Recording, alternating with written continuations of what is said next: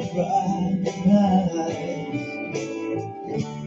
Round the world we're all alike. So why is the war? Why do we fight? There's one sea, one sky, one earth. So you and I gotta learn to live together. When one hurts, when one needs, we all gotta learn to live together. Peace, make peace, make peace, peace.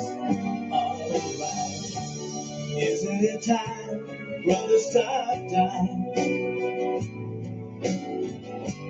Isn't it time, mother, stop crying? Stop the fighting and the hate. We gotta make peace before it's too late. There's one sea, one sky, one earth. So you and I gotta learn to live together. When one hurts, when one needs, we all gotta learn to live together. Peace, in peace, in peace. Alright, everyone lives, everyone dies. Everyone loves, everyone cries. Round the world we're all alike. So why is the war? Why do we fight? There's one sea, one sky, one earth. So you and I gotta learn to live together. When one hurts, when one needs, we all gotta learn to live together. Peace, make peace, make peace,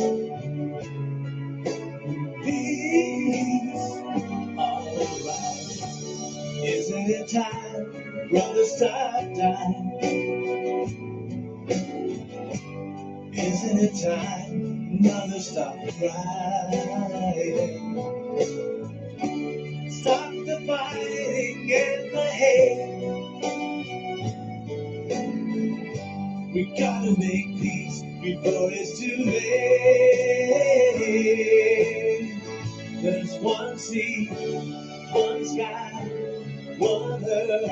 So you and I gotta learn to live together. When one hurts, when one needs, we all gotta learn to live together. Peace, in peace,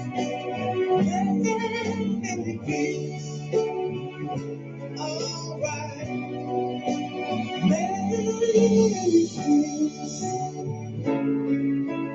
peace together. Peace.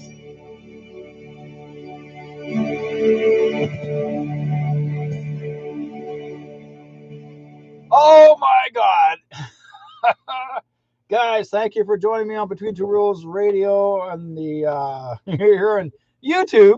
It's supposed to be on Facebook, but I got a challenge. Oh man, I'm telling you, it's going crazy as all heck. Kevin and I have been having some issues lately. It just, I would say the last maybe half hour, I've been messing around trying to get both of us in with camera, and oh, it's been nuts. And I was informed about an hour ago that Facebook no longer allowed me to do any Facebook live, even live, for over 6 days. They said I'm a bully, according to their Canadian standards.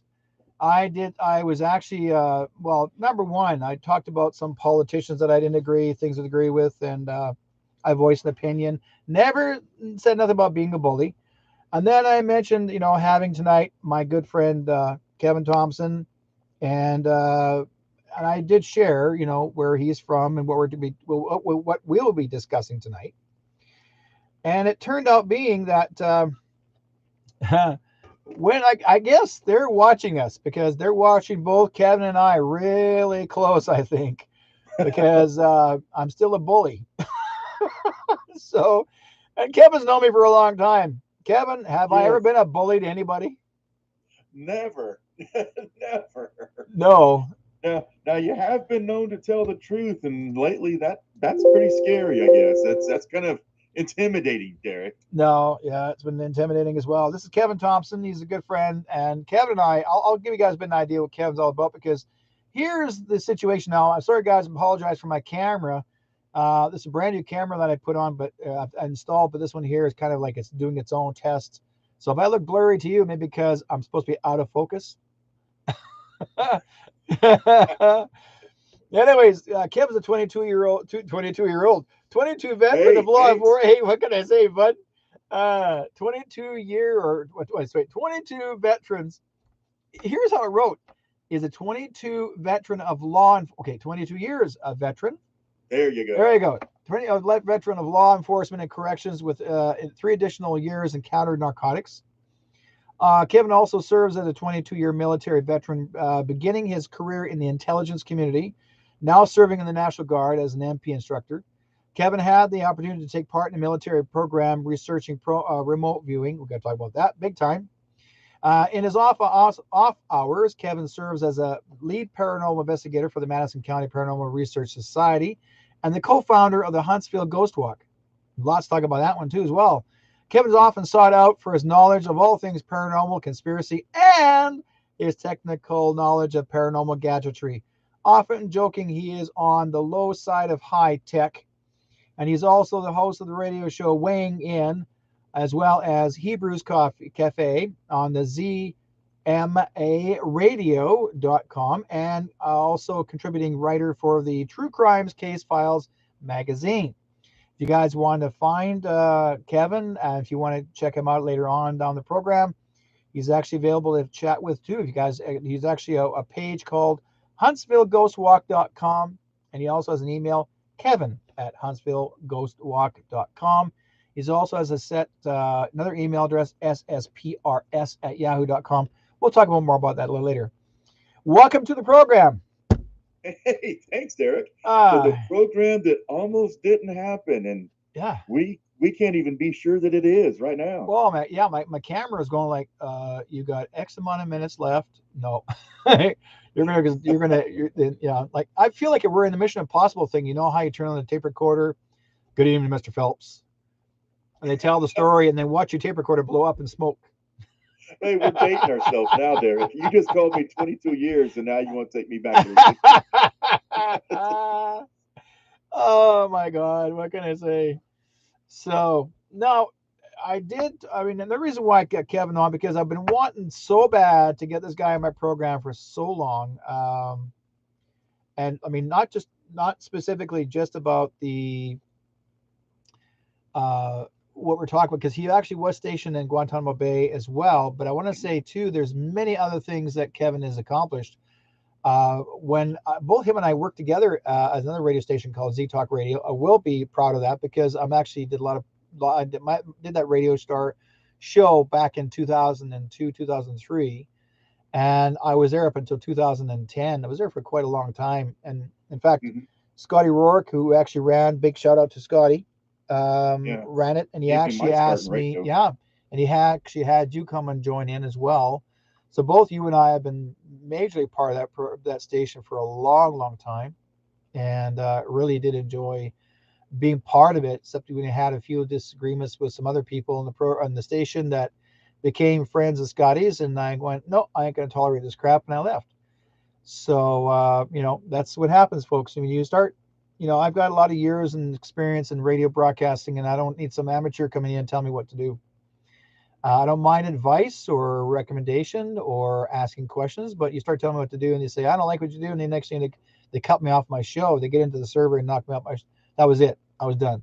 Oh, wow. Yeah. Yeah, I do. I seem to remember that. Yeah. Yeah. They attacked my server, shut the server down while I was doing a radio program when I was actually interviewing a very, very famous person, and they thought it was funny. It was a joke, and it was no freaking joke. It was serious. No, because that goes against your credibility, because the average listener doesn't realize what's going on in the background. No, not at all all. they know is that you're interviewing, and all of a sudden, poof, you're gone. And that to me is would seem unprofessional, and it really costs you listeners. It did. And if nothing else, as broadcasters, all we have is our integrity. We are doing what we're saying that we're doing. Yeah, and we were, the thing is, folks, we were depending on our listeners, not as much viewers, because we didn't really have the viewers. It wasn't there yet. Sure, we had our own cameras in the studio and interviewing, so to speak, but we were depending on Z Talk Radio. It became a huge success. It was doing so well. In fact, BBS Radio, who were the people I started off with at the very beginning, before I left, like I was with 1410 C Fun in Vancouver back in 2000. Now I'm going back 2002, 3. Did radio with them, like in Vancouver, British Columbia.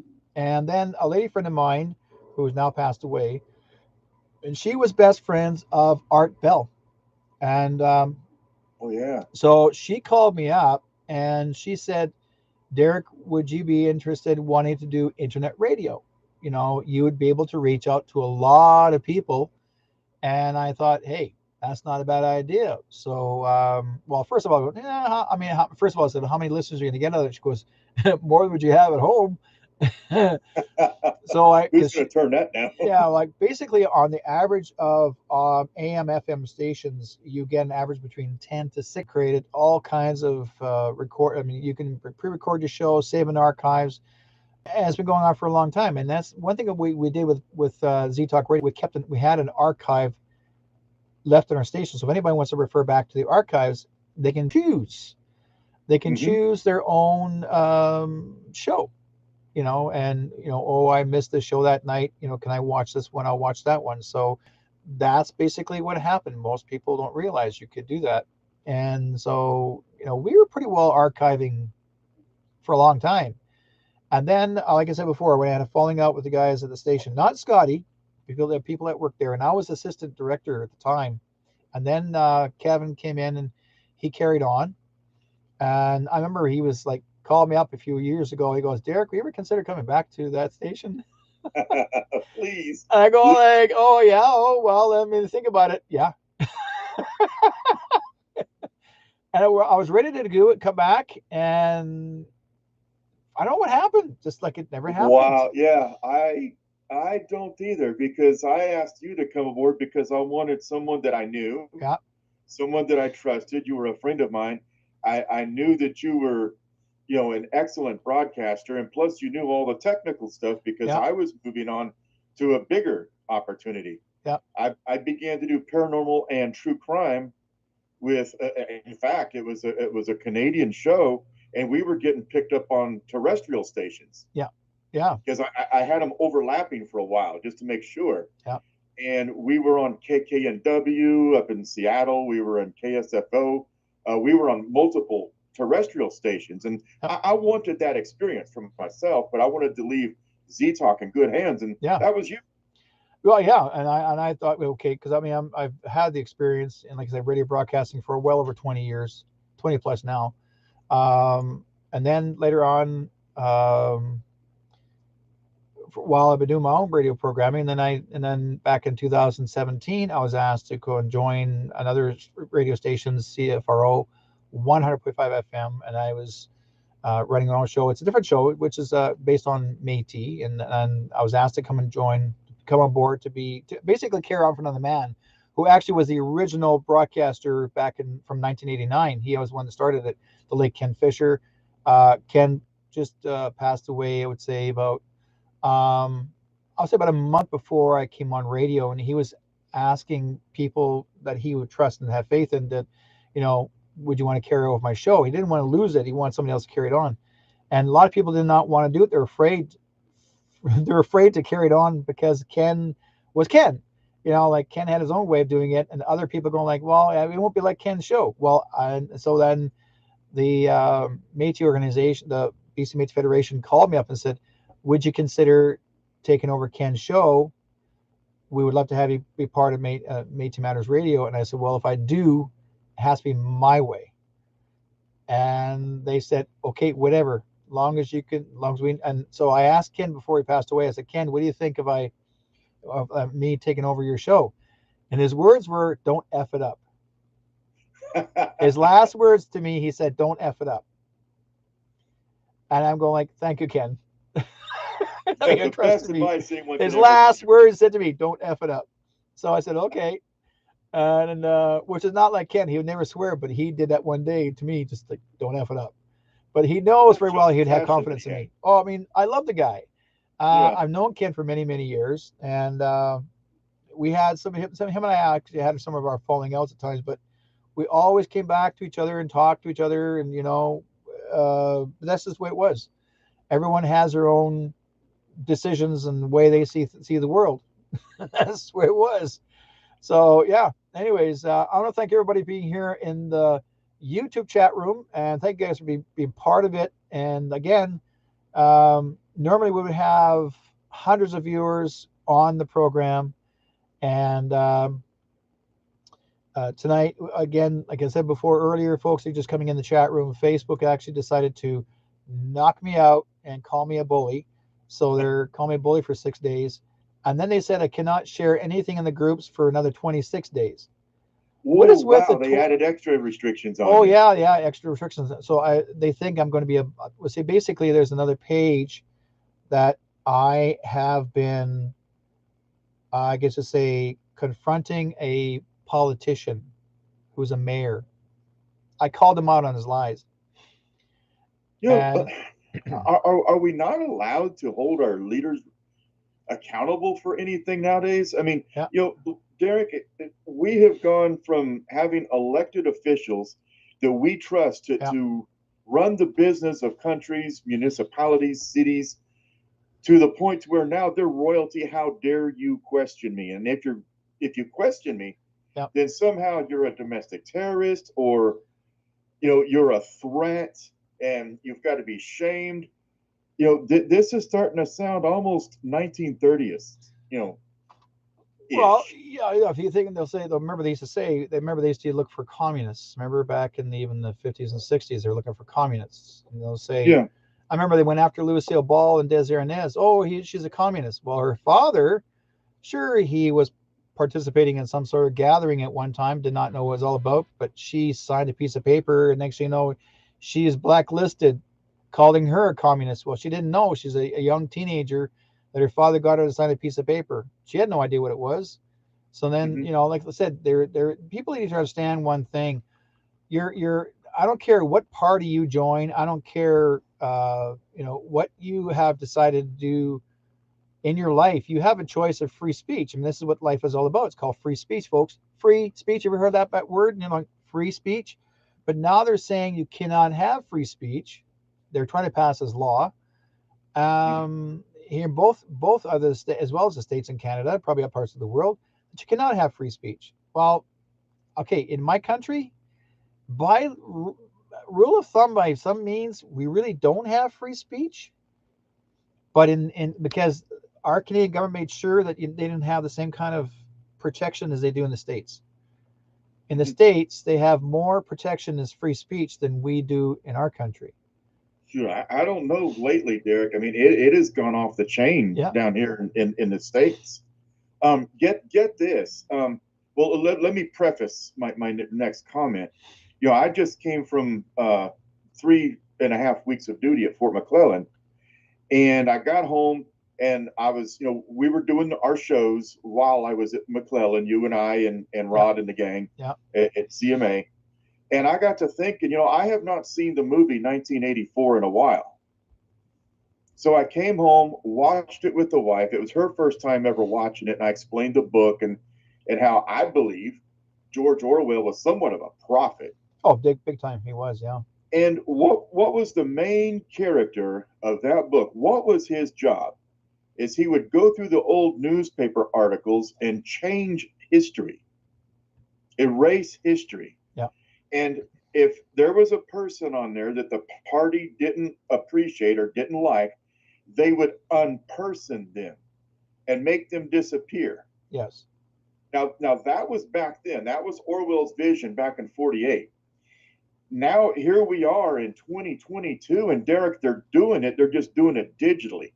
How much trouble did we have tonight just getting this show up because they want to unperson us? Mm-hmm.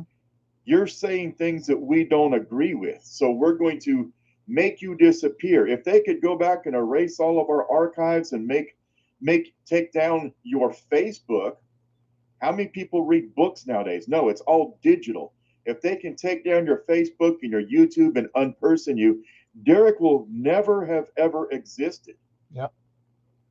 And now they're even shaming people to where you can't even talk about certain people. You can't even mention certain people.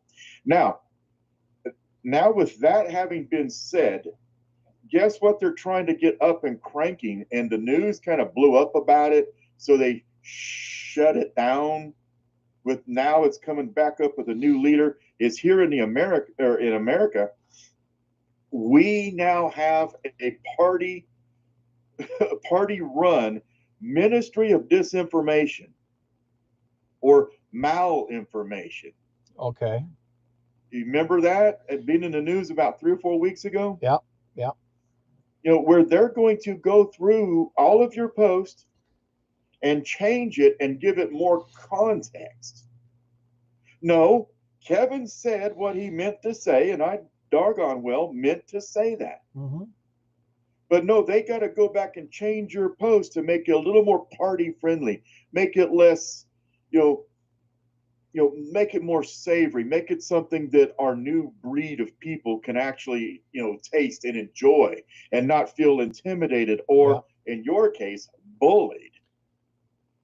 I mean, I'm not stepping on your lunchbox or throwing you in a locker or kicking you around. I'm simply giving you my point of view. How is that bullying, and how is that worth unpersoning me or making me disappear? Well, they're just playing the same role as if, I guess you say the word SS. They'll decide if you're meant to be here or not to be here. Yeah, like I said, Yeah. it's almost beginning to feel like we're in the early 30s in Berlin, Yep. They have ways to make you stop talking. Yeah, or make you disappear. Yeah. You talk about George Orwell now back in 1948, and yet we're playing the mirrored role because 1948 to 1984. Yeah. Think about it, right? And he was making predictions. He was making It was just a predictions. book, Yep. back then. And But the thing is, Kevin, I remember when I was on the spaceship, when I had my friend, I would say my extraterrestrial friends take me on the ship, they were showing me the scene, like a future scene of explosions, fire, bombings, like around the world. I mean, I saw lots of stuff that was horrible. And that was back in 2002, 2003 when they had me on the ship. They were showing me what was going to happen in the future and what to be aware of that could change. But I had to share information to people to help make that change. And they said the one thing you got to do is tell everybody is to stop fighting amongst each other, but support each other, help each other out. Because if you become the enemy of your neighbor, then your world's going to fall apart. And that's one thing they kept adamantly saying. So I remember that so well. And why I brought this up? Because they said to me in 1984, we were supposed to have World War III. Okay. That's what was supposed to have happened. The Cold War, nuclear. Yeah. We were supposed to have had it in 1984. And they said to me was that Russia and China were supposed to be the partners and they were supposed to be coming after us. And it never happened. It got switched.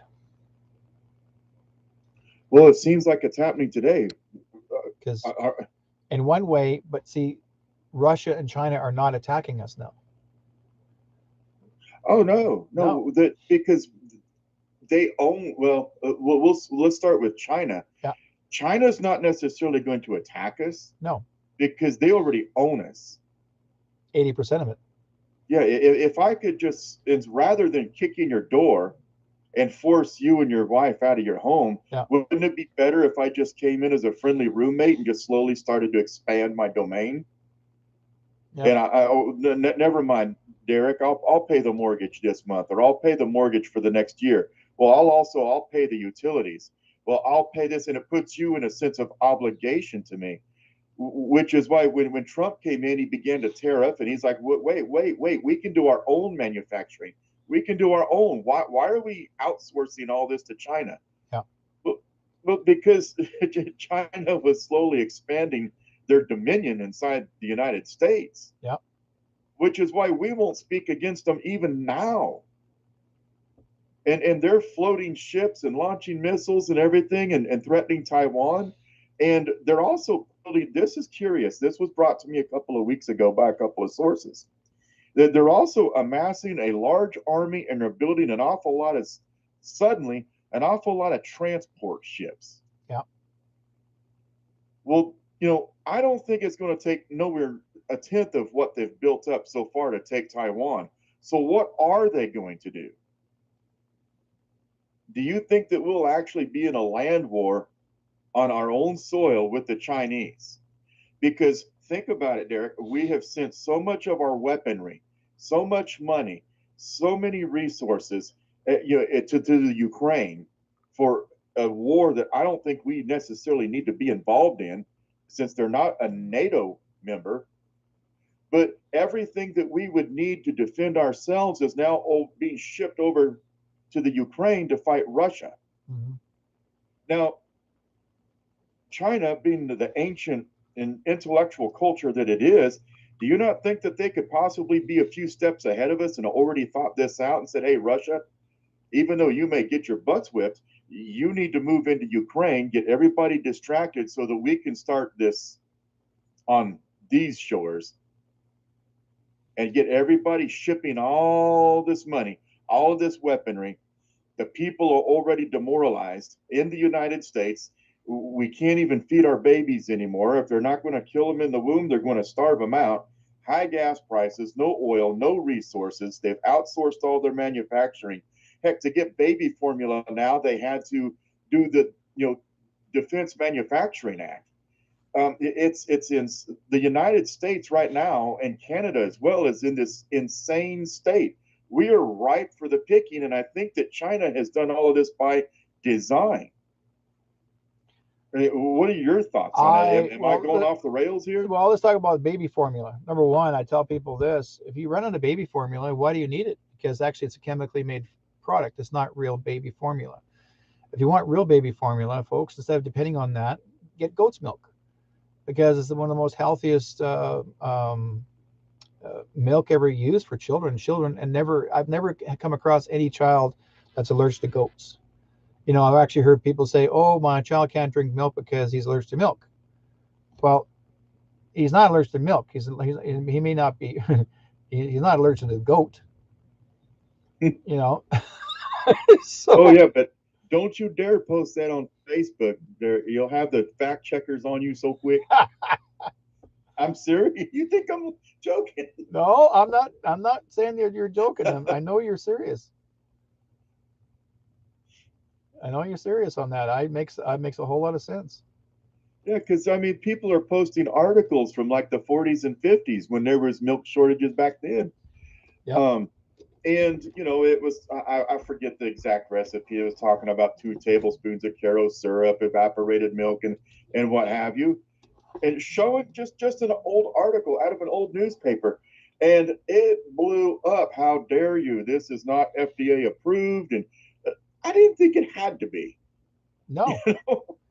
But like Kamala Harris said, when we talk about the children of the community, they are the children of the community. We'll feed them. Trust us. Okay? Trust us. Kamala Harris can't even breastfeed.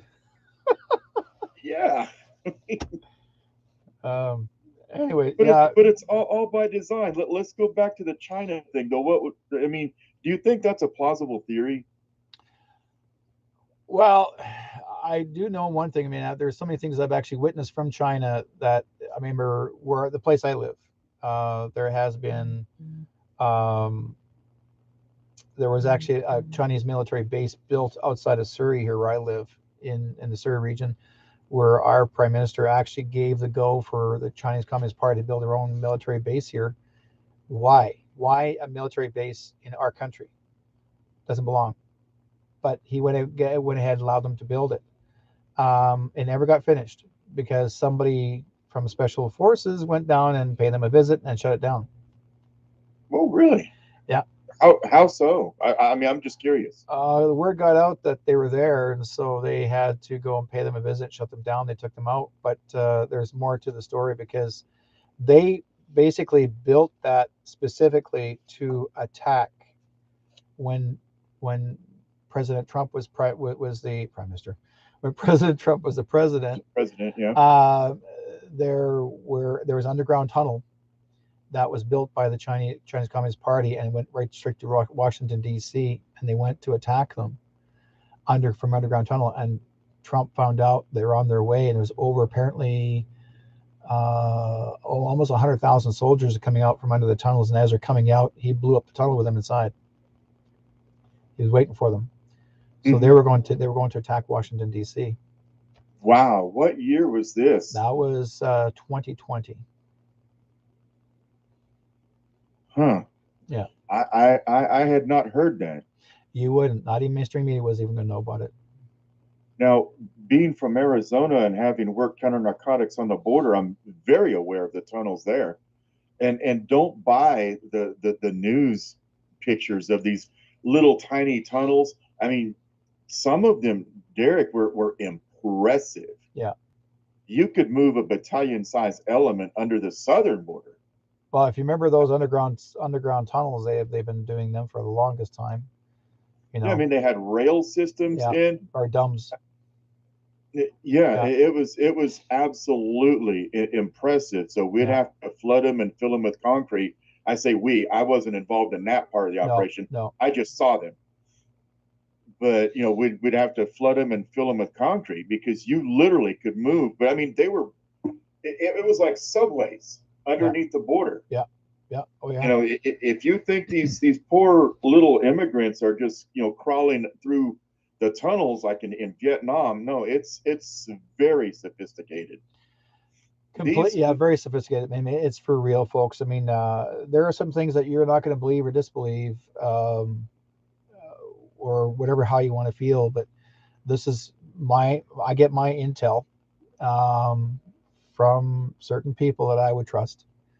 And I really trustfully do believe this is what happened because this person actually that gave me the intel was in the military, and he gets it from the higher ups. So I'm taking his word for it. And it has been that's the very same story, not just mine alone. That story's been shared by many others everywhere, and so it's not something that's just brand new. But yet, not every the thing is that if you're watching and listening to some of the shows, some of the people are being interviewed, and some of these people that are actually sharing the stories, because, for example, Kevin here actually was stationed in Guantanamo Bay, and so we call Gitmo. So here's the thing, folks. You guys remember me talking about Gitmo a lot. That certain people that were taken down there, taken to Gitmo, and then they have their military tribunal, and you make a decision whether to do life red or what. So, but Gitmo is quite large now. Why did President Trump build that so big that it can fit well over 200,000 prisoners? And now it's so full there, they decided to open up another one. I think someone said it's Antarctica or somewhere, another second Gitmo, because there's so many people that they've actually had to take away. And that's why President Trump also hired 300 judges. And he mentioned that on the news. I mean, remember him before. You guys may remember that he signed the signature of hiring 300 judges, but he didn't say where. And I realized after they're being located to Gitmo. Why 300 judges? because there's a lot of people that are going to actually military tribunal charges. So it's quite a few people involved that are being taken down for crimes against humanity, and probably most likely treason, that sort of thing. But again, Mhm. they're tried and trialed, and they're allowed to have lawyers and all that. So however, whether you're a citizen of your country, or whether you are, whether you did, if you're known to be corrupt, they will check you out, and if you're not, then they release you. But what I understood and how I stay with it, because I've already sent Kevin copies Mhm. of Gitmo files, and so Kevin's questioned it, which is fine. But at least I give him an idea what the list is. I mean, some people say, "Is that a wish list?" Literally, listeners, that's what I said. Yeah, Looking at some of these is that a names on wish here, I'm list? like, this is a wish list. Or did it really happen? Well, as But far as I understood, it did really happen, because I remember back in July 19th, 2019, I remember seeing um, our prime minister being arrested in chains and shackles, and him hauled away in there in an airline taken to Guantanamo Bay. So how is it that here's this man arrested, taken to Guantanamo Bay in shackled, like handcuffed and shackled, and next thing you know, next week he's actually back in cabinet, but he didn't look the same. Think about it, folks. You know, that makes you think. let's add a little bit to that, because before the show, like you mentioned, I was questioning the list, Yeah.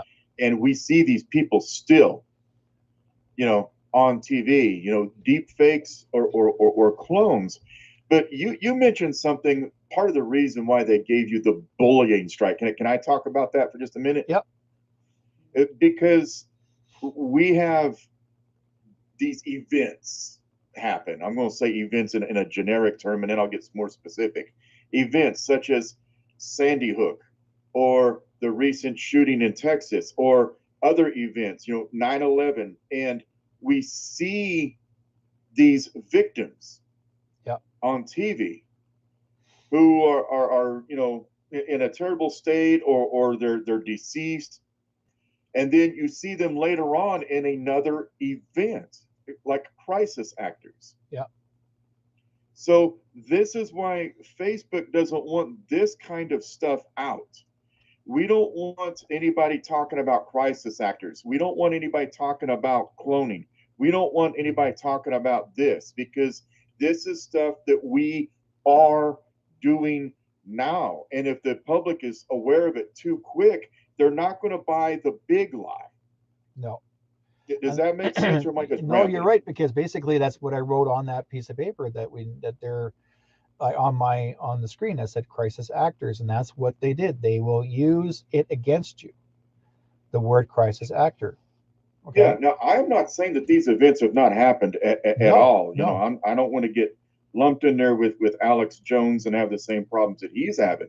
But these events did happen. But I would not put it past the government to insert these crisis actors to make the event even larger. Yeah. Now, I knew exactly what you were talking about in our pre-show chat, because I saw somebody had sent me on my Facebook a look at this person who was involved in Sandy Hook, and then look at them years later. Yeah. They're the same people. Now, is it plausible that they're Photoshop jobs? Yeah, we have to look at all possibilities. But why is it, if it's a fake and if it's a Photoshop, why is it so important to shut it down and don't Exactly. look at this? Here, heck, look at it and you make up your own mind. If you don't believe it, fine. If you believe it, fine. Why can't we all just live together and have our different opinions? Why is it so important that we got to toe this line and believe what the censors tell us to believe? And by the way, as a sidebar, I'm sorry, listeners. Derek should have warned you that I'm a rabbit hole guy. By the way, why? Have you ever looked at who's actually fact checking your stuff, Derek? Yeah, some. I actually will go to my book every day or my Facebook, my blocking page every day and see who's fact checking me. But there's a lot of new ones now that are in there. And there's actually a company called PolitiFact. Yes, They, I was going to bring them yeah, up. They're PolitiFact not actually, new. no, but they are hired by Facebook. Guess who now PolitiFact itself actually is not a paid by the hour. PolitiFact actually is a donation page. So basically, they hire their own people to do all the fact checking, but there actually are people that are sponsors that actually make donations to pay for this. And I did mention a couple of weeks ago, I did show the list of some of the people that actually donated. And one of those people that was named on that list was the Bill and Melinda Gates Foundation. Mm-hmm. They actually donated over $500,000 to make sure that, what they don't want you to see. Yeah, WHO has also signed and it gave them donated money to PolitiFact. The CDC donated to the PolitiFact. So what does that tell you, folks? And even some politicians even donated to the PolitiFact. yeah. You So know, it's part of just a large gaslighting organization. yeah. So they're basically what they're doing is they're making sure that you don't see what they don't want you to see. They're going to make sure that whatever they want to say. Oh well, we own it because we pay these guys to stop you from actually mentioning it. Mm-hmm. And that's why a lot of times too, sure, like even on YouTube we're anagramming, and even on like they'll even YouTube will offer you to say, hey, if you want the words to go across the screen, we'll put them in there for you. No, I don't, because when I talk and they pick up the anagram, I'm sure they're gonna be listening to everything that you and I will say, whether I lose a page or not. I don't give a crap, because as far as I'm concerned, whatever came on tonight is recorded anyways, and Yeah, you know they're going to run it through the algorithm they're gonna check anyways. your algorithm. They check it out. Phonogram. See if it's I like they just check the words of anagramming. They can check algorithm. They can check everything what you say, how you say it. Most time we always have to spell it out, which most time I do spell it out. But I've seen even some of the best people out there that are trying their darndest to make sure not to be knocked out. But what happens is we do have people out there that are actually, if they don't want you to share something, they're gonna actually report you anyways and say that you're a bully. Mm. So or whatever. I have never seen you step on a lunchbox or throw anyone in a locker or throwing anybody in a give anybody a swirly. I To me, that's no. just those words are just kind of. Are we that sensitive now, Derek? Are we being bred to be that sensitive that now, if you don't like what I'm saying, don't listen. I remember when I was a kid in school, I used to get picked on a lot. I was bullied, a lot. I was bullied in school a lot. I was beaten up by the bigger kids, the bigger boys. And one day I went home and I finally told my mom and my dad. And my dad, he's a passive man because my father was in the military at one time, and he also he was taught that if he taught me how to protect yourself on the military way, he said I could teach you how to kill the person, and I don't want to do that. My mom was different. My mother taught me her version of self defense: step on their foot and knock them over. so, It's so simple that it works. so simple that it worked. My mother was to step on their foot and push them over, and they'll stop. They'll leave you alone. She says, but make sure there's nothing underneath their back, underneath their head, because you can break their neck. Well, my mom she taught me well, because she says, if you get hit in the face, don't let them see you. Don't let them see you cry. You get hit in the head, don't let them see you cry. You stay there. And I learned, I guess for some reason, from my family upbringing, my father was the same way. And I remember the one young guy in school. This is not junior high. This is actually a senior. About 4 or 5 boys, young men, didn't like me. Just had the major hate. And I guess one guy came up to me. I was playing ping pong with some of the kids, one of the students in the class, and one of the guy comes in. He walked up and says, "I hate you. I don't like you. I don't like the way you look. I don't like you." I said, "Well, that's just too bad." Next thing you know, boom! I get hit in the face, like just major. He nailed me right across my chin. I just held like this, turned back at him. I said, "Do it again." He looked at me. I said, "Go ahead, hit me again." Would you turn the other cheek, huh? And he nailed me again across the jaw. I said, "Now it's my turn." And I went after him, and I grabbed him. I threw him on top of the ping pong table, broke it. Right. So Then another kid, he's running out the door. Some other taller kid comes in. Now he's going to come after me. Puts me in a headlock. Fortunately, I'm here as a farm kid. I'm actually a farm kid, so I got farm muscles. I'm not just a regular kid living in the street. I picked the kid up. He was like maybe another 40, 50 pounds heavier than me. I picked him up and I ran him to the corner of the room, and there was a small, short filing cabinet. I dropped his tail, his bum, right on top of the corner of the filing cabinet. I broke his tailbone. Down he went. So he dragged himself out of the room. What happens? He goes out of the room. In walks a guy that's 6'6". Now he's going to come after me. Good Lord. Oh yeah, like they're lining guys up. The bigger they are, the bigger they are, the bigger they are. And I go, are you kidding me? And the third one came up like, okay, now he's coming and come after me. I said, really? You had to send the Jolly Green Giant to come and pick on me now. The kid goes like, what Jolly Green Giant? I said, you. They're getting you to do a job, and don't be so stupid because you want friends. You don't need these guys. And then he stood at me. He stood looking. He goes, grabs him by the shirt, holds me there, about to strike me, and then the bell rang. Saved by the bell. Saved by the bell. And then I stood there like, oh man. So like, I mean, you think about some of the things that happened in the past. I mean, I'm not always winning my fights, but these are stupid things. These are bully fights. These are guys that just didn't. I mean, they'll say, "I don't like you." Why? What is it you don't like about me? Well, you're different. Yeah, so like one kid. Maybe remember he had me against the wall and he had me this, and he goes, "I'm going to kick the living s out of you." And I said, "Oh." I said, looked at him and I said, "All you want to, who the person you really want to hit is your father." He stopped like this, yes. and he goes, "Get away from me!" And you freaked me out. And he walked away. It was his dad that beat him. Well, and a lot of real bullies, yeah, come from those types of families, and they really are. They're very angry people inside, and yes. they're hurting. And we naturally, as humans, we broadcast our emotions, we broadcast our thoughts, Yep. and they want someone else to feel what they're feeling. Yep. If they can't hurt you with the words, they're going to hurt you physically. Now, what you just described were real bullies. But today, the left and the world order is shifting that Overton window. That it's no longer people who are actually angry people that are actually physically harming you because they're hurt people. Now they're shifting that Overton window to redefine all the definitions to include gender and everything else.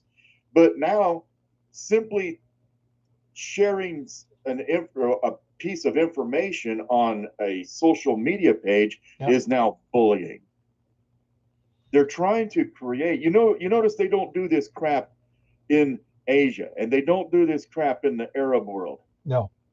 It's only in the Western world. We need to change their culture so that we can absorb it.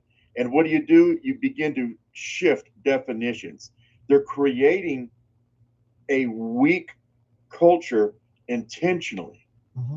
And this is all part of communism 101. Yep, definitely. Begin to change the culture, begin to change the way that they think, create confusion so that you can go in and begin to redefine and retrain because they're in a confused state. And let's go back to Guantanamo Bay. Yep. Talking to these terror suspects and looking them in the eye and you having the interaction with them that I did, they told us this kind of stuff, Derek, that eventually we're going to have your country because we're going to win the war of ideals. You all are going to be Islam, whether you like it or not, because we're already there and we're already changing the way that you think. Wow. And they would find one or two soldiers. Don't take my word for it. Look it up. One or two soldiers, and previous to us, that they proved it with. Yeah. They just continuously did little interactions and began to make a little bit of sense and a little bit of sense and a little bit of sense until those people were all bowing to Islam. Were you responsible as well to guard prisoners where you were, or were you in a different position to? Okay, my position, I was a squad leader in the QRF, the Quick Reaction Force. Okay. If there was a problem in the camps, then we were sent in to squash it. We were basically kind of, you could consider us kind of a SWAT team or a riot squad. Yeah. We made news, we made Fox News and other national news during our stay there, because when we were deployed there, I was there with the 128th MP Company, and we joined forces with the active duty army there. By the time we had gotten there on the island, the camps were in such disarray that we basically had to take them back. Wow. The detainees had gotten just a taste of freedom, and they began to jam locks and build barricades. They would put sheets up over the windows where you couldn't view in, with anti-American slogans and what have you on these sheets. But they basically had free reign of the camps. And when I say camps, think of like a detention center. Yeah. And you've got recreation yards that would join one or two units, and those recreation yards all had fences. Well, they had somehow gotten those fences open so they could freely walk around the outside of the camp within the gates or within the fences, but they were not confined to the units that they were supposed to be in. Yep. Does that make sense? Yep. Yep. That makes sense. So the military, all that they really had control of at the time was the exterior fences through the towers, and then the control room that ran up the center. And that was it. That was about it. So what made the news is the fact that we trained and we trained and we trained and we trained, and eventually had to go in and retake the camps and re-secure everybody in their cells where they needed to be. What year do you remember that took place? 2012, 2013. Okay, so that was before Trump. Oh yeah, that was pre-Trump. Obama. I cannot tell you how much I would have loved to have had President Trump at that point, because we were there during the Obama era. And Derek, we got nothing but a lot of harassment from the Obama people that would come weekly. They were very, trying to choose my words politely so that I'm not a bully. They were extremely arrogant and extremely entitled. His people that would come to interview these detainees and make sure that we were treating them properly and they had everything that they needed and that we were not violating any of their rights. But they were just very nasty wasn't Obama people. wasn't that Obama's family there? Well, to hear it told, that's probably why he's actually saying be very nice. Yeah. I'm not trying to be arrogant. It was a mess there. Was Big Mike? I mean, Michelle there? Never saw Mike. No. Oh no. Never saw Mike. I think that'd be rather intimidating for me. Yeah, especially when you got to do that patting down and check and see what you're carrying before you walk in. but yeah, they were something else. But we had Camp 5, Camp 6, and then there was the health ward, which was right next to our offices.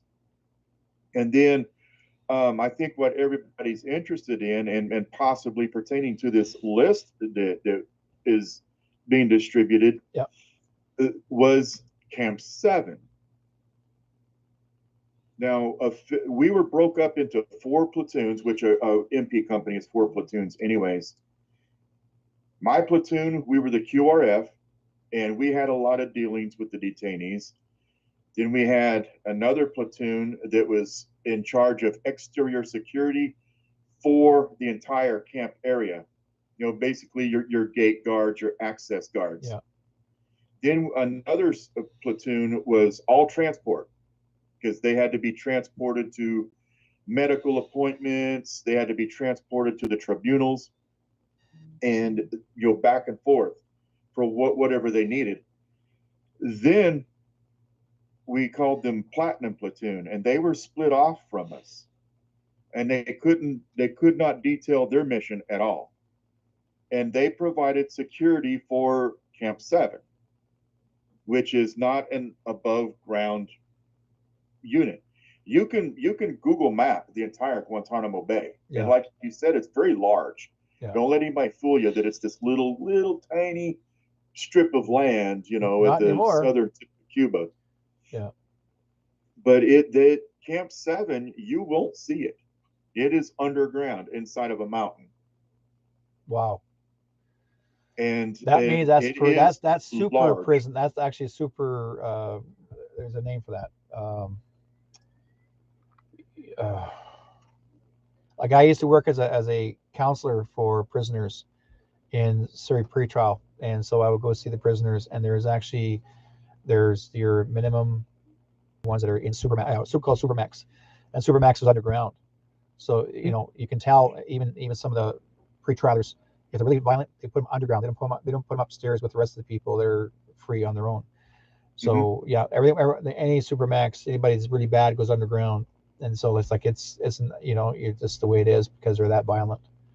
Yeah, the special management unit. Yeah, but these all detainees had a number, just like we did. We had a number so that the detainees ever do happen to meet you at some point, they wouldn't know your name, and they couldn't look you up or dox you. I guess the New York Post wasn't there at the time. Yeah, they like to do and pick up people, but these detainees that were kept in Camp 7 didn't even have numbers. Oh, really? So officially, they did not exist. Oh, okay, that's gonna be interesting. Do you guys get the story now? Some of these did not exist. That's why I gave you the list. so looking at this list now this is a pretty comprehensive. This is a large list. Listeners. That's a small list. Like I was told, there's well over 250,000 already there. Well, but think about how many people though that it's going to take to provide security for this. I know. I'm looking, executed, awaiting tribunal, on house arrest. Prime Minister of Quebec is on house arrest. So how does that work? Is he on house arrest in his home there? Yeah, we just have to wait and find out. Because he actually used to show some symbols of Satan when he comes into the meetings. He would turn his finger, look like 666. So that's why they were trying to, that they don't trust him. He was not that nice of a fellow. So, yeah, we'll see on that one. Anyways, let's talk. I want to talk about paranormal now. Let's get into the paranormal part because you're kind of a spooky guy. Well, that's why I got to get used to this video thing. That's why I stayed on radio, because I have a face that only radio could love. Yeah. So maybe I need the foggy camera. Yeah. Well, we all need that foggy camera. Okay. But well, the camera now is starting to clear up. Now it's starting to go sharp. But I mean, like I said before, this is getting crazy because we were trying. Let our new listeners or listeners coming that are just coming in late. My guest tonight is Kevin Thompson, and Kevin actually is. Well, we'll go back again. We're going to revise Kevin's introduction, but Kevin actually himself is he's been in law enforcement for 22 years. He's also a veteran in the military, and you're still part of the National Guard. Yes. Yeah, still part of the National Guard. As long as they'll have me. Yeah, as an MP instructor. So basically, he's serving at also. He's also a remote viewer. I want to talk about remote viewing too, so we'll just hang on that one thought as well. Serves as a leader in the paranormal investigation from Madison County Paranormal Research Society. Now, I want to give. Everyone's going to ask the same question. Mm-hmm. Let's talk about the paranormal part and say which one here, what location do you think was the most? Um, they build up the story, they make it sound so big, and you get there, nothing happened. Oh boy, boy. I would have to say, man, Derek, you're making me think now because I've been doing this for almost 30 years Yeah, now. yeah, The biggest place that was built up and didn't squat happen. yeah. I'm going to have to say, for me personally, was probably the Copper Queen Hotel in Bisbee, Arizona. Okay. They, Because yeah. when I was in college, I was actually taking psychology in college, my first degree, and they had a pilot program for paranormal called Special Topics in Psychology. I was like, "Are you kidding? I get to do this and get credit, college credits too? Holy smokes, I'm doing it!" So one of our big deals, if you graduated, this program is we're going to go do a ghost hunt. Not like TV has it nowadays. It was real Oh, dry and sciency back then. This was 1992. yeah. So you had a Yeah, flashlight, and a piece of paper, and a pencil. exactly.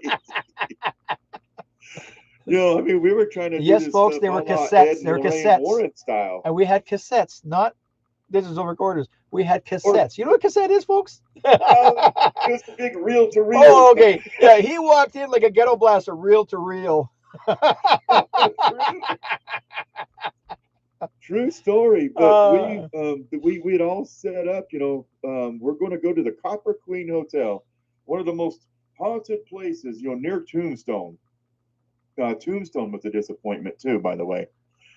And so we all rented rooms and we're staying. And man, Derek, we were at it like hours and hours and hours, yeah. and it was nothing. I was so disappointed. Worked all these semesters for this, and so it was so anticlimactic. So that would be one of my biggest disappointments. Yeah. That's why people say, "Is it really scary? Is it really?" I've known people that would tell you a story that, oh, this place is really haunted. You should go. I went to a place that they made such a big story about it, and this was in a town called Lively. We spent the weekend there with the team. Walked in there, and the hotel's supposed to be haunted. The building, so we were in the bar and we stayed there for the night. Nothing happened. Absolutely nothing. So I'm going, okay, guys, we can do better than that because I already know if we went to another small town that actually is an abandoned town, like it's this town itself actually was a ghost town, but Lively is actually abandoned village. Like it's very little amount of people living there. Most of them are gold miners. We tried everything, every location. There was hardly a thing that was haunting. Now, mind you, when we left the town lively and we went to another small village, which actually is supposed to be a tour site for tourism. And this one particular building was actually owned by the Tong family, Chinese. Mm-hmm. And this building apparently was supposed to be haunted. Well, my team member that I was with, I'm the medium coming into the building. We're on the second floor of the attic where they were sleeping and apparently they do a lot of ceremonies and stuff like that there. So we went up there, and again, we're in the dark. There's no street lights on. There's no street lights because there's in this town there's no street lights. It's all natural lighting. Like basically, you're depending on whether you have a flashlight, a lantern, you name, or whatever have you. That's your version of light because we're in a very big, very small little village. So we're in again the Tong family. These Chinese people. So we're all gone. There's nobody living there. But so basically it's just more of a tourist location. Second floor, I'm up there and my camera guy's behind me. I walk up and I walk into the middle of the room. All of a sudden I see this giant that looked like this mask, a white mask with that grimace face, come across Okay. the room as a Chinese version of it, come across the room and go right in front of my face like this, like, ooh. And I looked and I didn't get scared. I went, really? Is that all you got?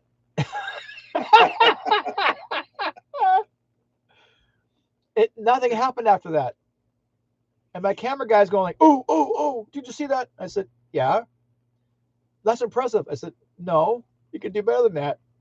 I want him to come out and do better than that. They refused. That was the only ghost, just a mask going across the room. It looked like a Chinese mask, Mm-hmm. which I already found out later. That's their celebratory mask. They use that for dancing ceremonies, you name it, whatever.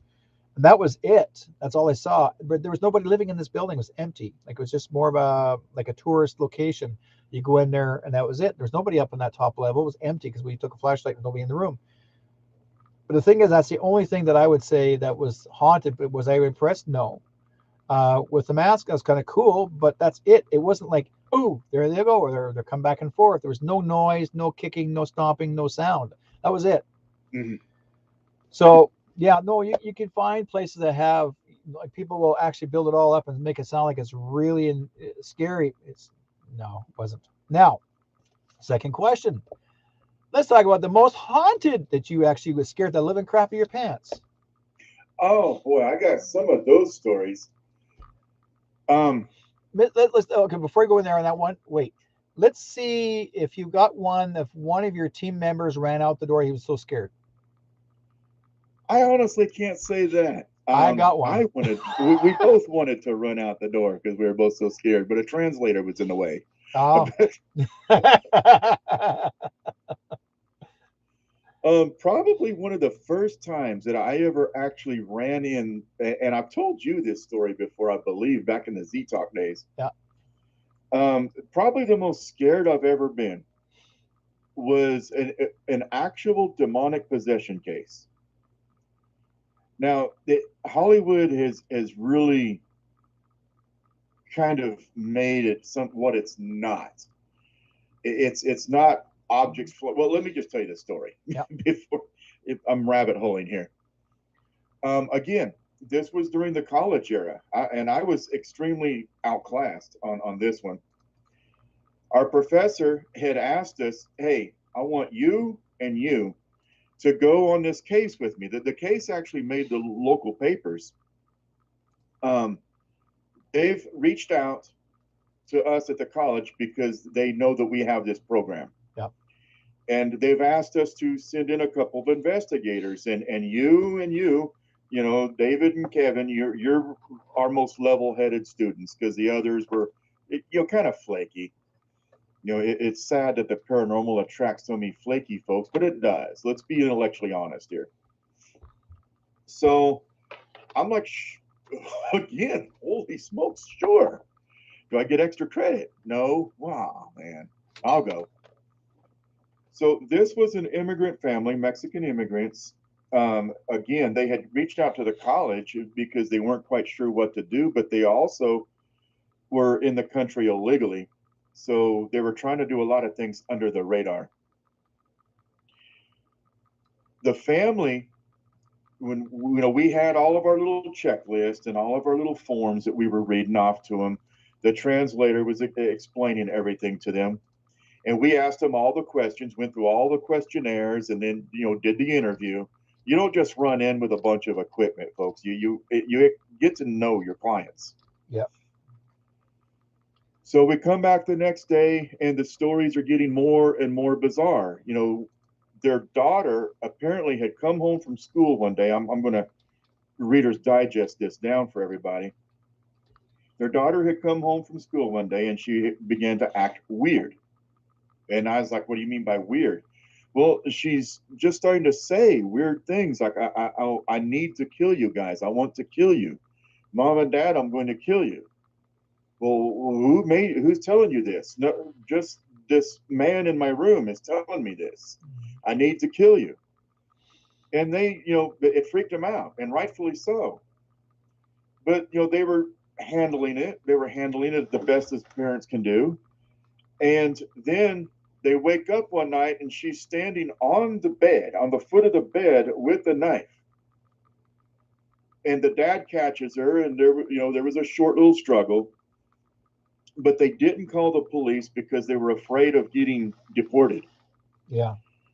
So, it gets bigger and bigger. She starts speaking in other voices. They reached out to the church. The church didn't want to deal with it right at that time. Why, Derek? I honestly don't know. I'm not going to If you're a lie. church of God, you would be there. But if you're not church of God, that's why they don't show up. They don't have faith, enough faith. Yeah. Well, they had reached out to the Catholic Church, which Not enough you faith. still would handle this. uh, But I honestly I don't know why, listeners, and I'm not going to make up details just to make a good story. So it came down to time for us to actually meet the daughter. At this point, over the last day and a half, we had simply been in the living room talking to the family, and then we would go on about our business and we'd come back in that afternoon, but we had never explored the house yet. Again, it's not a 44-minute episode. yeah. There's a process that you have to go through. Came down to time to meet the daughter. We walk down the hall. The translator reaches in her pocket and pulls out a key. And Derek, they had locked this child in the room from the outside Oh. with a latch and lock. And so I'm expecting poltergeist. Yeah.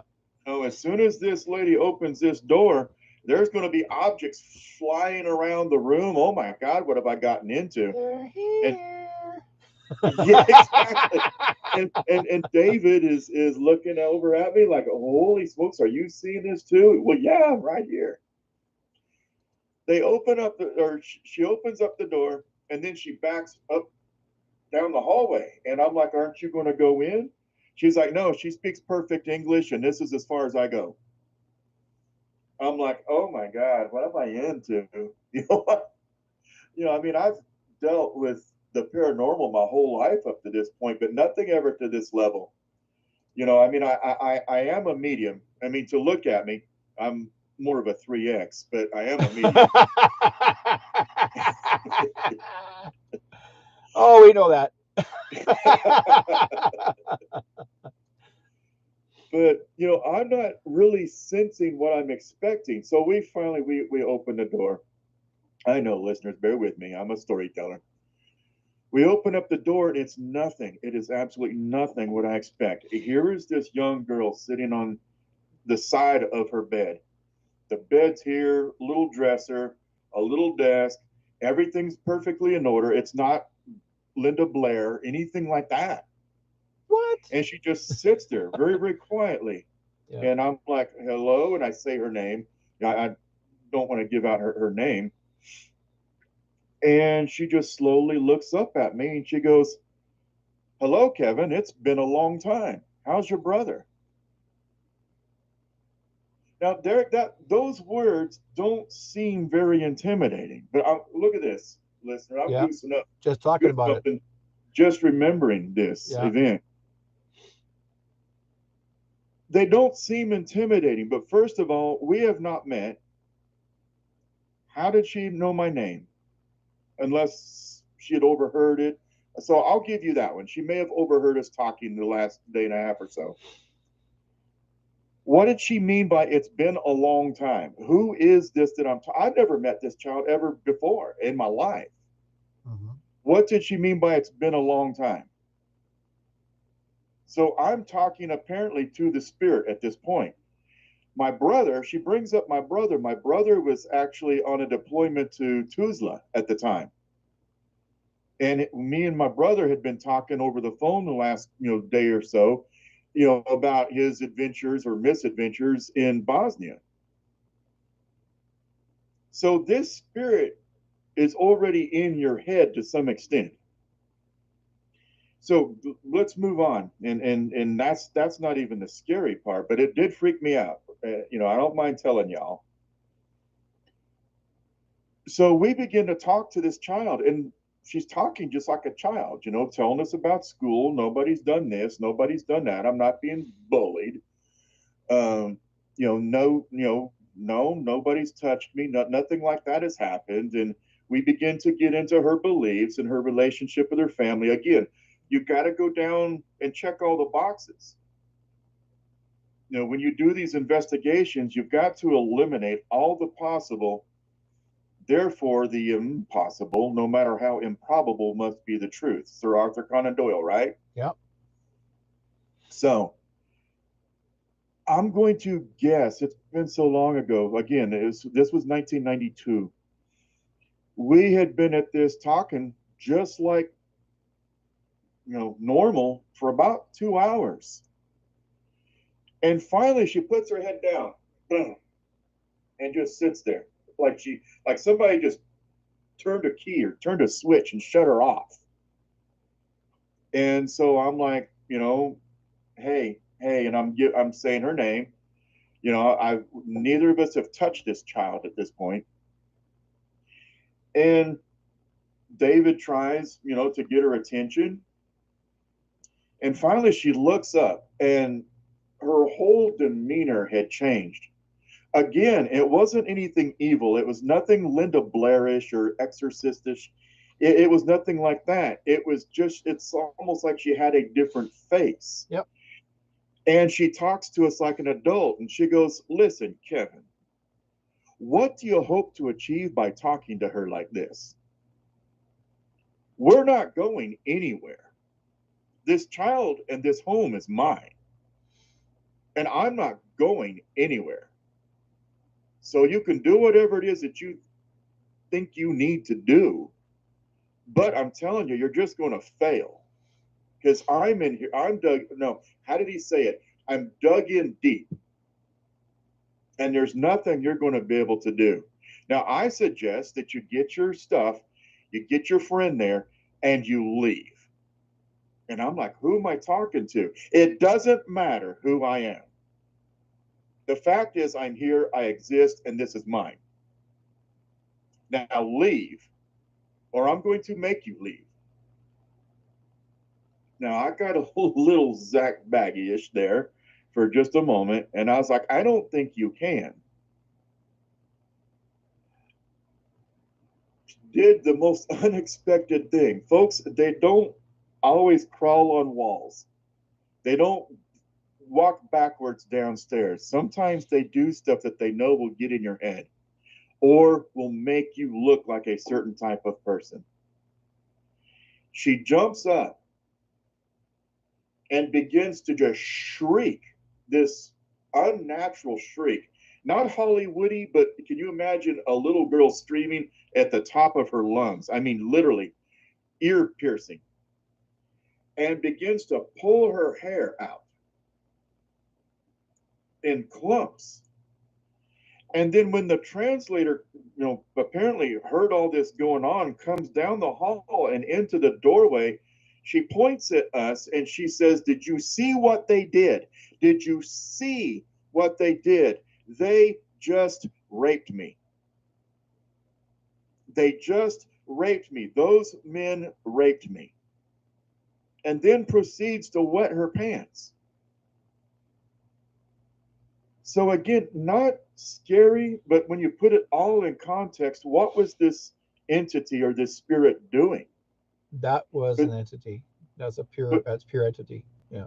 yeah, but that is, people are, what is the worst thing that you can be accused of at any point in history is hurting a child.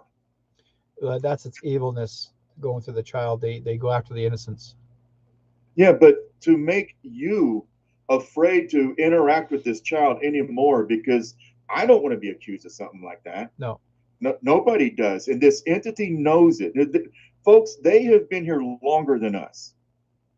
They're smarter than us. They know what they're doing, but they also know their limits. They also know their boundaries.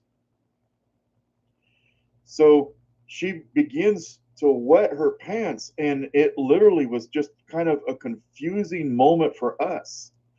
It scared me. Like, what is coming next? Where's the professor? I'm looking at where's the professor? Well, hell, he was already throwing boxes in the back of the van. So he was But scared. go ahead. The professor was scared. He was afraid. Yeah, but this is the pro. This is the guy that's teaching us how to do this.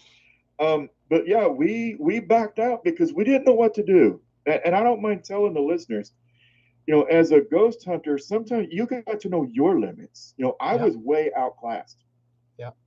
Um, So what we did, the parents, as we're backing up the hallway, the parents are like, "Well, can you help her?" I don't think I can, because this is not my wheelhouse, and we're not sure what we're dealing with here. Well, but you said you would help her. So that made me feel like a big turd, as well. And we're like, you know what? We're not sure what to do. So what we did do is we contacted the diocese, the local diocese, and put it on their radar. The Diocese of Tucson actually worked with the child for a while, and then about 6 months later, the child and family goes off the radar, because we tried to do aftercare visits, and we did for a while. The family said that they had taken the child to the church. The church was working with her. Then they kept the child for some reason. They kept the child, and so then we tried to contact the family later, and the family had gone off the radar. It was about 6 months. If I'm going to be fair, I want to say it was about 6, 7 months later that the family just vanished. And when we tried to contact the diocese, they're like, basically, it's none of your business. You had your shot, and Yeah, things which didn't work out for what you. And happens is that, and I can tell you, the church didn't do anything. They were tinkering with the opposite. They wanted it to happen. And so the parents saying, how come you not help my child to get this over with, to fix it? And so basically they're the ones that remove the parents from the child. So I don't think the child went with the parents. I think the child actually was still taken away by whomever and made the parents disappear. mm-hmm. So basically, this is deeper than all. I mean, I had a boy that was actually possessed. His eyes turned jet black right in front of me. And how it all turned out, like, this boy was 16. His mom brought him to me, and she says, "What can you do for my boy?" She says, "He's this is not my son." So I sat with him first, and I said, "Well, your mom brought you here for a reason. So what is your problem? Why are you attacking your mom? Why are you treating her like terrible? I thought, don't you love your mom?" I said, "I love my mom." I said, "Well, you're treating her like as if she's nothing to you." And I said, "So who's the man that's actually who's actually possessing you?" Suddenly, the boy dropped his head to his chest. Why is that they He do dropped that? his head down, lifted his head up. His eyes are totally black, absolutely black. And he's sitting in, and what that possessed person said to him through him, said, "He's mine. You can't have him." And I said, "Well, watch me." So I did my prayers, and I prayed over him, and he didn't like it, and he says, "I'll be back." Typical Schwarzenegger attitude, right? "I'll be back." Yeah. So um, the boy was okay for a little bit. And I said to his mom, I said, "We have a medicine man coming into town, and his name is Crow Dog, and he's from the Arizona. He's from the Rosebud Reserve. He's coming into town to do a Yuipi ceremony." And the Yuipi ceremony is called Calling of the Spirits. That means there's many people who show up, and they do this whole ceremony in the dark. And I Mm-hmm. said, "He's coming to town. He's like we call him uncle." So because Crow Dog called me up to come and get him at the border, and because he was coming into town, and I couldn't go pick him up, so I got somebody else to come and get him. So we went to the Friendship Center. We went into the basement. They closed all the windows off, and he was setting up his um, traditional ceremony. And I asked the mom to bring him with her, and to say, I said, "Don't tell your son that you're going to go, that you want him to come with you for him. I want you to bring him with you. Say, I need help. Can you come? And I need your help to come with me." So he basically, we just played the reverse role. So his mom showed up, and she sat next to the medicine man with her son. And while he did the ceremony called Calling of the Spirits, and the spirits are coming through. I mean, we had medicine rattle that was flying through the air in the dark all over the place. It glowed in the dark, and it was shaking, and the drums were playing, and the medicine was coming through, and many people were being healed, and dealing with their whatever their situation was. And it took about 2 hours for the whole ceremony to be over. And after it was done, when they turned the lights back on, that boy was out like that, out like a light. When his mom woke him up, he had no memory of even walking into the building, Mm, none whatsoever. So that's not unusual. yeah, but he got depossessed, like basically with my help, and then and Crow Dog, he never had possession after that. Yeah, because they're always exhausted. Because do you know how much energy that takes to contain that spirit? Yeah, yeah, Because the spirit's not using his own energy. Now they no, use their own energy to interact with the environment, but once they possess a body, it literally they possess it, yeah, and they're sapping everything out of you. exactly. Yeah, It's not unusual for them to want to sleep for dag nab, maybe a couple of weeks. yeah. Uh, Hell, maybe that's what I need. But I want to give a big shout out to Crow Dog's family. We lost him last year. Oh no, I'm sorry. Yeah, his heart failed him, but he was a really good fellow, good man, great personality. He was a wonderful person to talk to get to know. But one of the nicest Lakota elders I've ever known, and he was part of other um, gatherings before he passed away. So it's I'm so happy to get to know him. But there are very few true healers, true medicine people around that actually can out depossess a possessed person. I won't say children, just possessed person, but I've been noticing the last, I would say, 10 years, we're getting more kids possessed when the average of between 8 and 10 years old to the age of 16, 17, 18. So there's more and more of them now because they're messing with certain items and they think it's funny or fun, and it's not. And a lot of the kids are going a little bit too far by praising um, the SATAN constantly. They figure that if they Mm. sell their soul to that person, that gives them power, and it doesn't. Um, but again, you'll see more and more kids now putting skulls on their bodies, tattoos of everything and anything demonic, whatever they want to do.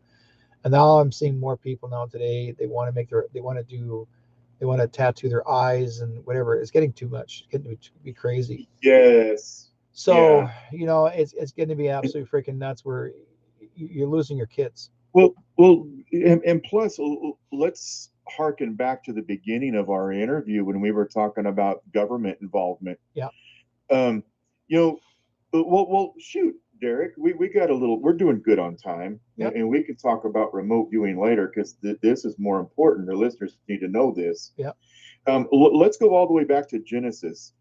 God created the heavens and the earth, and He put life on this planet. And yes, he said, be fruitful and multiply, take dominion over the earth. That was ours. yes,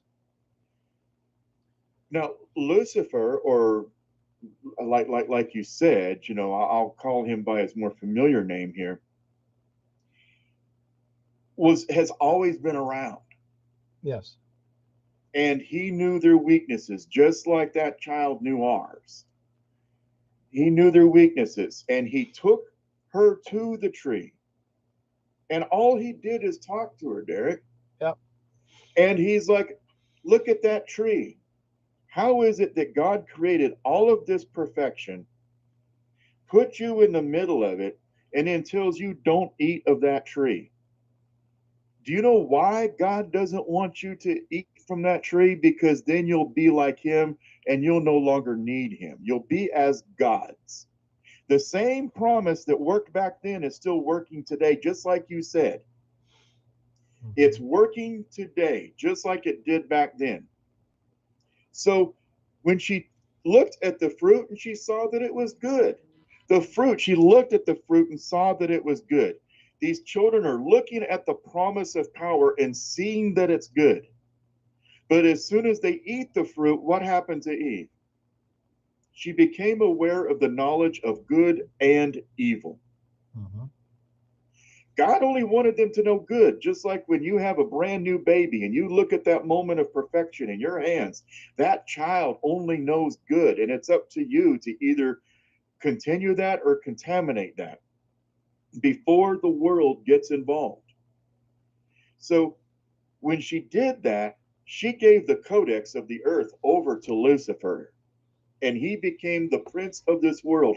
Jesus even addresses him, and it's in scriptures in Hebrews and Corinthians that he is the prince of this world. For we war not against flesh and blood, but against principalities and powers of the air. Sound familiar? Uh-huh. So we're not, so moving forward, it's the same trick today. Lucifer owns this world, but we've got this problem that's getting in the way of a full takeover and a full possession on a global wide scale. This problem is called God and our beliefs in God. Why has there been such a push? And I'm sorry, folks, if I'm getting passionate, but again, I'm not trying to bully you. Why is it that there's been such a push over the years to get God out of the public square? You can't talk about God. You have the 10 Commandments in front of your justice house. We've got to scrub and God we trust off of the Supreme Court doors. We've got to remove God from the public square. And pardon the pun, but God forbid you talk about him in school and teach the children about God. Kids are not even allowed to pray in school. Exactly, but you can have a Satan club, and Yep. they can start putting up statues of Satan Not everywhere. just that, but they're And putting you can flyers have on the. drag queen story time, and you can have all these other things, Yeah. but we can't have God. Why? Because he's got to get God out of the way. Yeah. And they are doing this like basically there's even some school teachers I've seen that actually are putting flyers on the bulletin boards for the children to come to a Satan school. Yeah, so they were worried about us listening to rock music back in the 70s and 80s, but my goodness, we are right in the middle of it right now. When you've got these evil people in the behind this, well, they're not even hiding anymore. Nope. Telling you that here's our plans for world domination, and we will replace God, and we're already doing it, like you mentioned earlier. You mentioned cloning. That's God's work, not ours. Mm-hmm. Making chimeras. Where we're bringing back the knowledge of the Nephilim in Genesis 6. Mm-hmm. Why do you think God wanted to destroy the earth? Because he saw that they had grown so evil and they'd grown so corrupted. Because the Nephilim, or Nephilim in Hebrew means the fallen ones, Mm-hmm. they were sharing technology and knowledge. Folks, read the book of Enoch. It explains everything. And they began to take unto themselves wives from the tribes. And they begin to interbreed with humans. Where do you think that Greek mythology and Roman mythology comes up with like minotaurs and centaurs, half man, half bull, half man, half horse, half woman, half Mermaids. fish?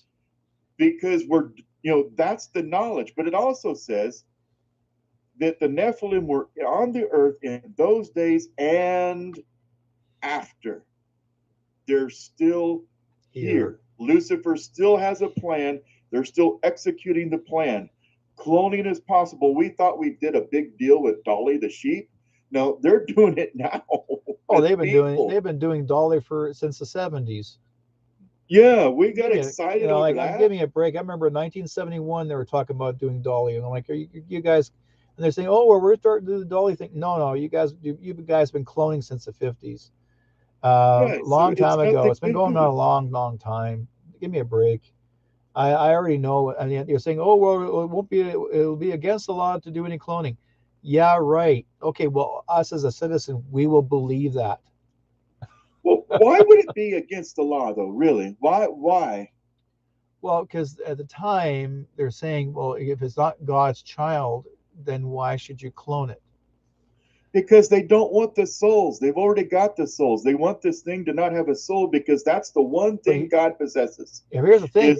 Most people don't realize cloning, all you have to do is take this the somehow a certain group of people in extraterrestrials know how to transfer a soul and put it into a clone.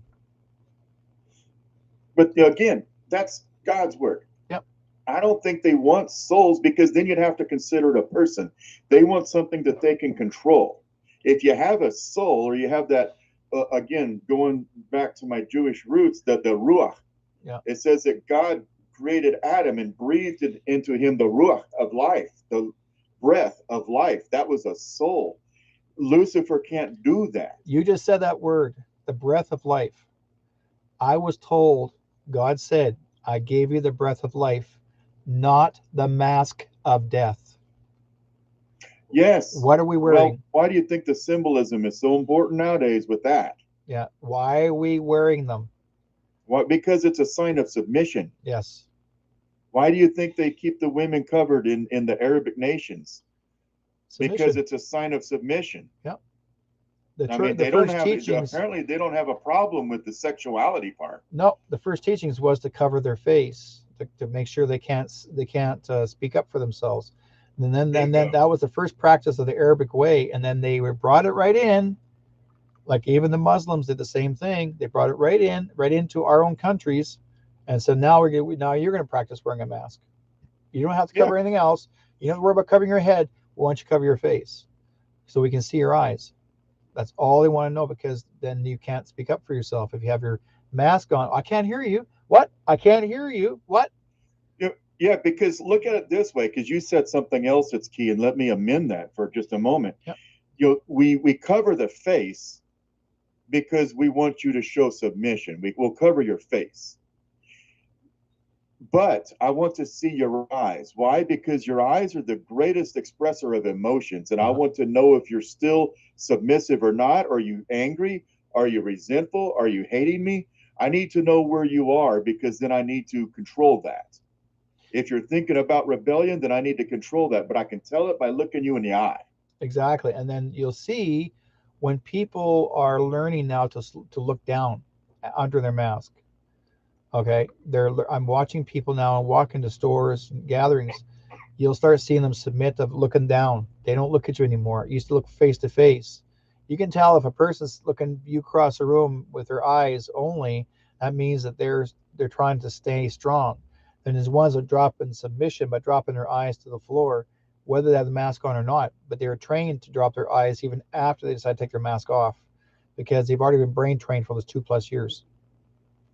Oh, yeah. That's how they teach you. 6 feet apart. Yeah, and they've pounded it into everybody to fear each other. Fear each other. Yeah. If they're not going to make you sick, then they're going to turn you in. And just like, let's go back to 1984. Yeah.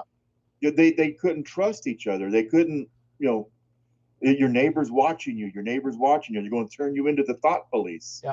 Now they're actually convicting in Canada, from what I hear, on thought crimes. Not just that, we got people that were, like, for example, we'll talk about quickly talk about the truckers standing up for their rights. The trucker convoy, boy, it was the best thing ever happened. Yeah, because we're fighting for our freedom. And then they decided to go after 2 people and arrest them, or 3 people, and have them arrested. And to make them actually, I'm not going to say martyrs, but make them into as if they're the biggest terrorists in Canada. They're not. Number one, for example, the 3 people that were there, one was an organizer. She herself, I'm not going to name her name, because if I do, then we'll get knocked out. Yeah. She herself was released, but she had to pay bail. It's a $100,000 bail. People paid for that for her. The people volunteered money to help pay her for that.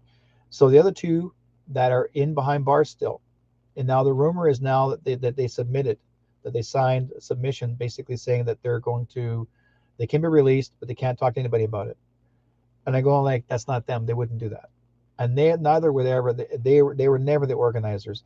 They always were on video every night, giving people update what's going on, but they were never the leaders. They were never ever the leaders. But our prime minister believed that they were, and they want to charge them for terrorism and have them sentenced to life in prison. That was his goal, to put it behind prison, to stay in prison forever. And it ain't going to happen. It ain't going to happen. No, I don't care who you are, who you represent, any politician. I don't care who you are. Our country has always spoken about freedom. We always talk about freedom. Even if you push on a freaking horn, does not say that a government tells you can't press that horn. They even try to pass a law that is Yes. illegal to even say the word freedom. And if you say the word freedom, then you go to jail. And Thought crimes. they're arresting people for saying the word freedom. They even put a pastor in prison that was Yeah. feeding the homeless that needed food. They were starving in the And winters. yeah, and They they were arrested. stealing they had the police going over confiscating fuel and Yeah, food and but a shutting pastor, everybody down, saying pastor, that it was violent. yeah, It, there's there, no violence, none. everything that I've seen and the video that was sent to me from people on the scene. Yeah. I mean, how many violent riots do you know that have bouncy castles for children to play on? Oh, you know what? I was told that they should never have kids there. That was too violent for them to be there. Going, what are you talking about? The kids were having a great time. They were so having so much fun because they're supporting mom and dad and everybody else that was there. Because the kids were there for one reason, was for their freedom too. Because they go also at school, they were also forced to wear freaking masks. You guys tend to forget these children went through the same suffering as an adult did as well.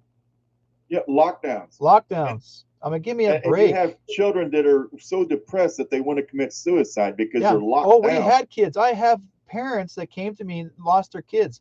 Young boys that committed suicide, 12, 13, 14, 15 years old, commit suicide because they couldn't handle it anymore.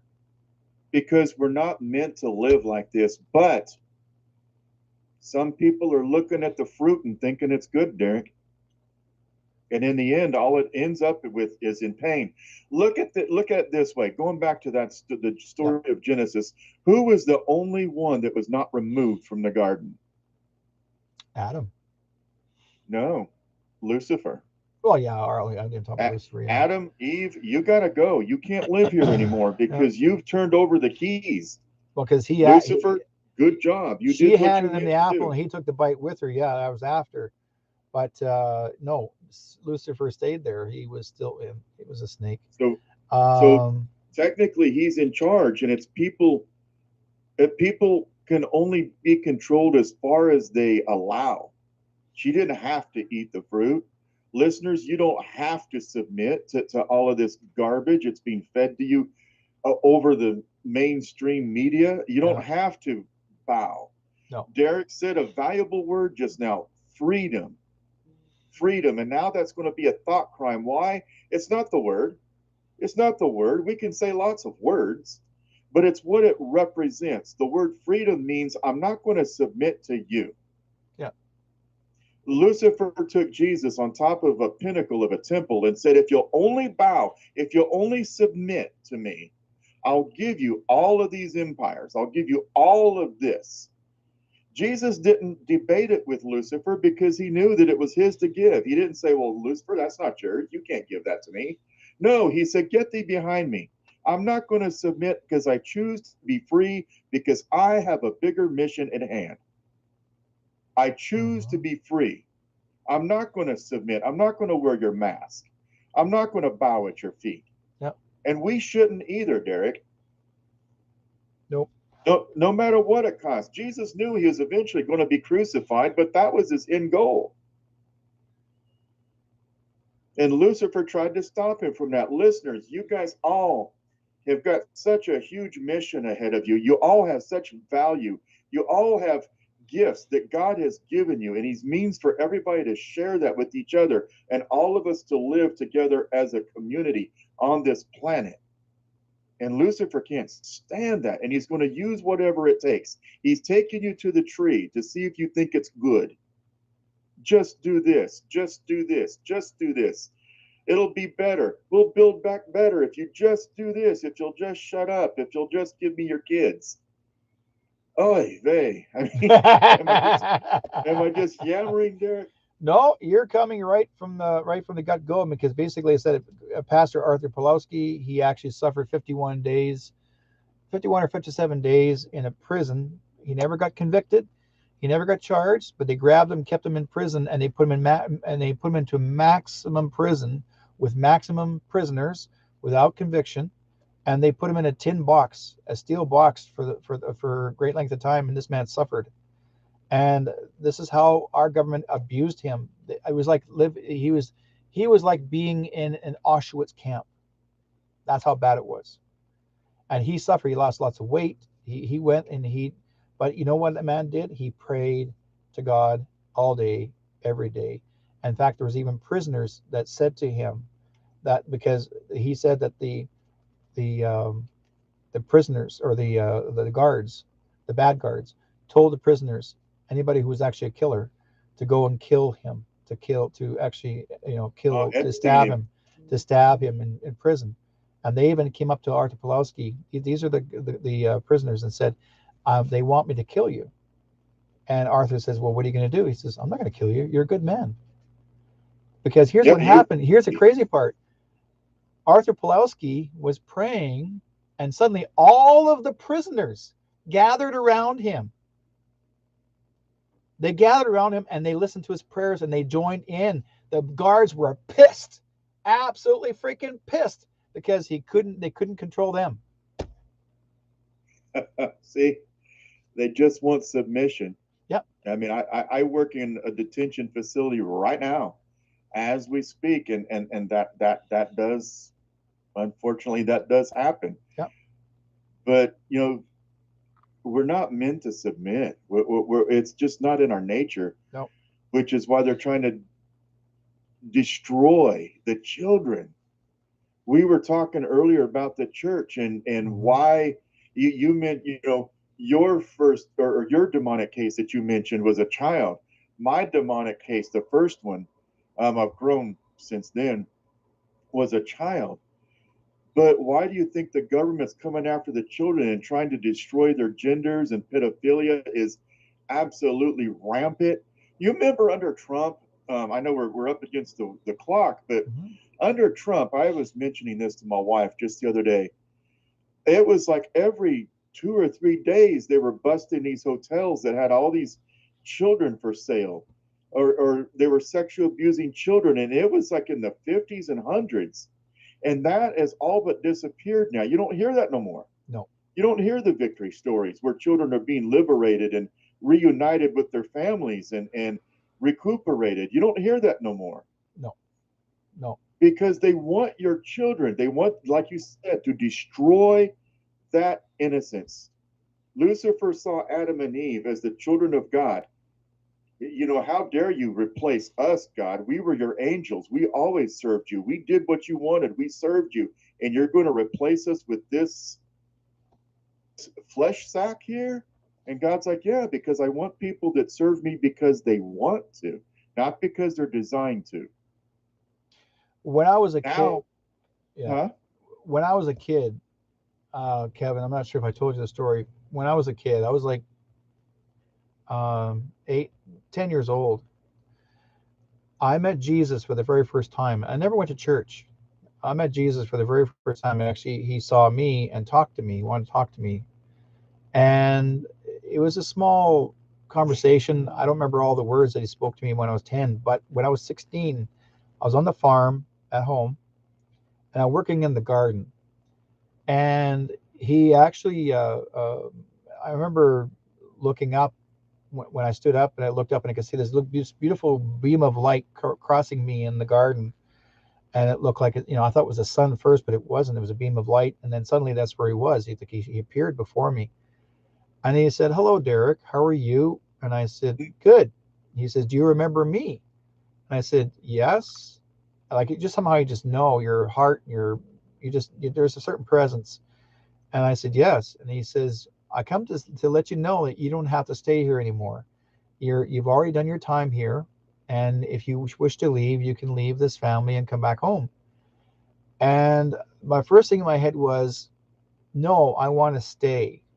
I want to see the future. I want to see the space age, because I watched Walter Cronkite on TV. Here's an answer from a 16-year-old. I watched Walter Cronkite on TV because he talked about the space age. So this is back in the early 70s, right? So in the Mm-hmm. meantime, 71, 72. So and we were talking a little bit, and then he says, "Bless thee, thy son, that you shall do great things." And then suddenly he came up to me like I just fell to my knees after that. I didn't know why. I just stopped and I fell to my knees, and he put his hand on my forehead, and he says, "Bless thee, thy child, for you shall do great things." And then I looked up, and he was gone. Mm. And when I turned 18, I was in a major car accident, and I flipped my vehicle. I think that was the time that I was supposed to leave. And for some reason, I remember seeing the light, and I remember seeing the tunnel. Then I was kicked back, and I remember seeing my vehicle fly over me. I'm on the ground, and it goes over me and lands on its wheels. So at the time of 18, I was supposed to pass away then. But he did remind me. He said, I'll come and I'll need you later on. And that's what I'm doing. When I turned 30 years old, he came to see me, and he says, "Now I need you." And he sent a messenger to a person to me to tell me it's time now that he needs you. So I started doing this work, working with spirit. You know So what? And we need to encourage others to do the same thing, Derek, because there are so many listeners out there that feel like the new world order has won. What can we do? What can we do against this huge machine that's just crushing everybody? You well, know, thing is, in the people, words of David, yeah, God says, having done all to stand, just continue to stand. We may get shut down tonight, or your Facebook may get shut down, but there's still word of mouth. Go encourage your neighbor, pray with your neighbor, work yeah, with your neighbor. There, there's much more of us than is portrayed. And like I said earlier, God has given everybody a very specific gift inside, and we all fit together like a puzzle. I can't do what Derek does. I can't do what he does. That's why he does it. But I do this. And yeah. we all find each other. God leads you and you will find each other. And where there's two, there's four. Where there's four, there's eight. Where there's eight, there's 16. And it just continues to grow exponentially. There's always hope. There is always hope. I think here's a really big question for you, Kevin, and even for our listeners and viewers. How many people in the population across the world is in existence? Oh boy, maybe 7 billion, I believe, over the planet. Okay, let's say 7 billion. We'll say 8 billion as an example. Okay. How many evildoers are trying to destroy the 7 or 8 billion? Oh goodness! If you let's count the Davos group. Let's I'm going to say probably several thousand, honestly. So do you believe that, let's say 20, 30,000 of the evildoers can actually do damage to the 8 billion? Only if we allow them to. Exactly. Only if we allow them to, We're folks. still large in existence. We are the biggest population, and we're still small world. We have not even overpopulated this world yet. But they want us to believe that like the New World Order believes that we need to be in non-existence. We need to be down to only 150,000 people. Are you freaking kidding me? Oh yeah, a population that's easy to control. Exactly. Because Are you? eventually we're going to get a little rowdy, Derek, and we're Yeah, going to quit messing around and we're going to take back what's ours. yeah. I'm not going to say civil war. I'm not going to say that, No, but there will be people will say enough is enough, and we're going to take our country back or take our lives back, and no one can do anything about it. But if we let them, then we are just as bad as they are. yeah, Because I've heard from police officers and store managers, whatever else, and their answers are, well, "I'm only doing my job." No, you're not. that's what they said in Nuremberg. You're working for them. You're working for them. You're doing the same thing. Oh, I don't want to lose my job. Well, you will lose your job, because now what happens when those people get arrested, the ones that did wrong, you're going with them. Yeah, I know that I use the Bible a lot. I am a practicing Jew, but I'm very, very educated in Scripture, and I hope I haven't offended anybody with biblical No, Scripture. But no. again, not trying to bully anybody, but trying to. I got my Bible here, my big fat Bible in my office right here next to me. But I know I'll show you after. But I took a photograph at that place in front of on my desk in front of me, and I said, "Guess I have the most interesting book in front of me here, and it has the most interesting stories in it, you know." And I just put it on my Facebook, and people are going like, "Oh, what is it? Well, can't you see the pictures? What is it?" Well, they the, probably the couldn't title is see on the because it book. probably had a little one of those little fact check covers. This may contain imagery that some viewers People may may not find agree. distressing. So do you want to see it or not? Got to click the little. Oh, it's a Bible. Yeah, oh no, I opened the Bible, I got an alien in there too. But going back to my finishing point here, is we know how it ends, Derek. We know how this all ends. Yeah. And just like the demons said when they came before Jesus and when they were with the man in the tombs, they said, Jesus, what are you doing here? Have you come to torment us before our time? They know they have a time, which is why they're in such a hurry now, because they know that time is coming. So we've got to get as much done as we can before our time. And that should give a little bit of hope to the listeners who need it. Definitely. We're suffering now, and the suffering's only going to increase, and they're only doing that in order to get you to submit. But it's not going to last long. We know what happens in the end. And there's another war in heaven, and God wins. Now there's going to be a rebellion after, but it's going to be squashed quickly. Well, we still have those 777 chapters to get yet. But oh my goodness, man, I have a blast when I'm with you, Derek. This has been fun. I really appreciate having you on, my friend. Well, folks, guys, thank you so much for joining us on Between Two Worlds, Chasing Shadows. My good friend Kevin Thompson, and we're gonna. If you guys want to find Kevin, where can they find you, Kevin? Oh well, you can. Well, if I'm still on Facebook, but I actually like to interact with listeners more directly.